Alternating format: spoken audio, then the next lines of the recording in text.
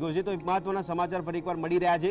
Rajkot game zone દુર્ઘટનામાં તપાસ માટે જે રચાયેલી એસઆઈટી છે તે એસઆઈટીમાંથી એક અધિકારીની નિમણૂક છે તે રદ કરવા વિનંતી કરવામાં આવી છે અને રદ કરવા માટે સરકારને કટિબદ્ધ વિનંતી કરવામાં આવી છે। ઓફિસર જયેશ ખાડિયાની નિમણૂક રદ કરવા માટેની વિનંતી કરવામાં આવી છે। બેંગ મેશન ફાઉન્ડેશનના સ્થાપક મિલિંદ શાહની સરકારને કરબદ્ધ વિનંતી કરવામાં આવી છે। ત્યારે આ વિનંતી કેટલી હવે ધ્યાનમાં રાખવામાં આવશે, પરંતુ અધિકારીની નિમણૂક લઈને પણ સવાલો ઊભા કરવામાં આવે છે। આ નિમણૂકને રદ કરવા માટેની વિનંતી કરતા હોય તેવી માહિતી સામે આવી છે। અમદાવાદના હંગામી ચીફ ફાયર ઓફિસર જયેશ ખાડિયાની નિમણૂક રદ કરવા માટે સરકારને વિનંતી કરવામાં આવી છે। એક તરફ સરકાર દ્વારા સંતોષ માનવામાં આવતો હોય કે અમે એસઆઈટીની રચના કરી છે। એસઆઈટી ગઈકાલ રાતથી ઘટના બની ત્યારે અડધી રાતથી હર્ષ સંઘવીએ જ્યારે નિવેદન આપ્યું હતું કે અડધી રાતથી એસઆઈટીની ટીમ કામે લાગી જશે, ત્યારે એસઆઈટીની ટીમના જે સભ્યો છે તેમાં પણ હવે જે નિમણૂક કરવામાં આવી છે તેને લઈને હવે રદ કરવા માટેની વિનંતી કરવામાં આવી છે। અમદાવાદના હંગામી ચીફ ફાયર ઓફિસર જયેશ ખાડિયાની નિમણૂકને લઈને સવાલ ઊભા થાય છે અને તેને લઈને કરબદ્ધ વિનંતી કરવામાં આવી છે સરકારને। જેમ કે જયેશ ખડિયા જે અમદાવાદ ચીફ ફાયર ઓફિસર છે, જે હંગામી છે, કેટલાય વર્ષોથી એમની સામે છેલ્લા 10 વર્ષથી વધારે સમયથી વિજિલન્સમાં તપાસ ચાલી રહી છે અમદાવાદ મ્યુનિસિપલ કોર્પોરેશન દ્વારા। બોગસ સર્ટિફિકેટના મામલે એ ફાયર ડિપાર્ટમેન્ટમાં એન્ટર થયા છે એવો એમની સામે આરોપ છે અને આ આરોપના અંતર્ગત છેલ્લા 10 વર્ષથી પણ વધારે સમયથી એમની સામે તપાસ ચાલી રહી છે। તો સરકારશ્રીને મારે એ જ જણાવવું છે કે આવી વ્યક્તિ જો સીટની રચનામાં કમિટીમાં જો હશે અને એ જે અહેવાલ તૈયાર કરશે તો એ અહેવાલની વિશ્વસનીયતા કેટલી રહેશે અને આપણી સરકારશ્રીની વિશ્વસનીયતા પ્રજામાં આપણે કેટલી રાખી શકીશું।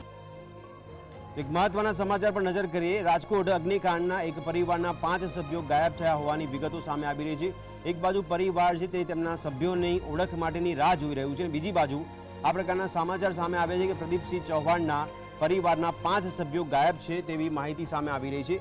આ ઘટનાને લઈને જે કાર્યવાહી કરવામાં આવી રહી છે, એક તરફ 24 કલાકનો સમય વીતી ગયો છે અને બીજી બાજુ પરિવારજનો રાહ જોઈ રહ્યા છે કે તેમનું જે સ્વજન છે, જે સભ્ય છે એ ગુમ થઈ ગયો છે, તેની ઓળખ માટેની પ્રક્રિયા માટે રાહ જોઈ રહ્યા છે। ત્યારે તંત્ર દ્વારા જે તાબડતોબ કામગીરી કરવાના દાવા કરવામાં આવતા હોય ત્યારે બીજી બાજુ 24 કલાકનો સમય વીતવા છતાં પણ હજી સુધી ઓળખ થઈ શકી નથી। ડીએનએ ટેસ્ટની કાર્યવાહી પણ પૂર્ણ નથી થઈ।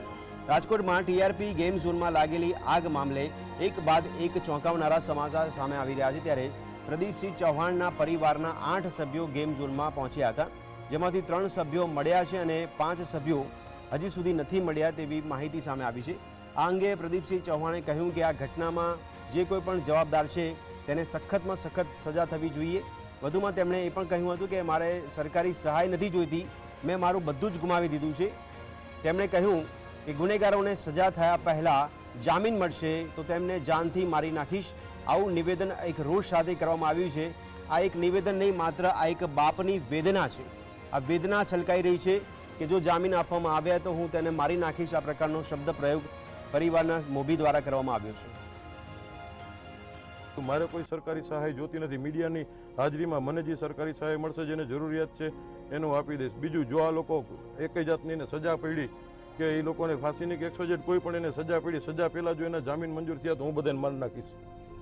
મારે આગળ પાછળ કાંઈ છે નહીં। હવે હતું એ મારું વયું ગયું છે, તો આને તમે ધમકી સમજો તો એ છૂટ છે। મીડિયાને જે રીતના છાપવું એવી રીતના છૂટ, મીડિયાને જેવી રીતના છાપવું હોય આને જે કાંઈ ચટણી મસાલા નાખીને તોય છૂટ છે અને સીધી રીતના છાપવું, બાપની વેદના સમજીને છાપવું હોય તો છૂટ છે।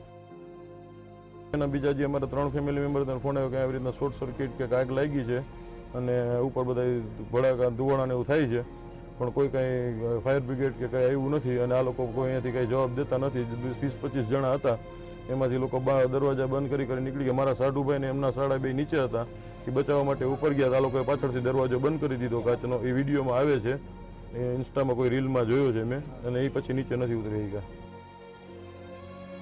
તો આ એક બાપની વેદના સામે આવી છે। તેના શબ્દો છે કે જો આરોપીને જામીન મળશે તો હું એ 5 સભ્યોને મારી નાખીશ, તે પ્રકારની વાત તેમણે કરી છે। ખૂબ જ દુઃખ સાથે તેમણે જણાવ્યું છે કે આગળ પાછળ હવે કોઈ છે નહીં અને જો હવે આ કેસમાં કાર્યવાહી કરવામાં આવે છે અને જે આરોપી છે તેમની સજા નક્કી ના થાય તે પહેલાં જ જો આરોપીઓને જામીન આપવામાં આવશે તો તેમને જાનથી હું મારી નાખીશ। આ એક બાપની વેદના સામે આવી છે। આ શબ્દો પ્રયોગ કરવામાં આવ્યો હતો। ખૂબ જ દુઃખદ ઘટના બની છે જેમાં પરિવારના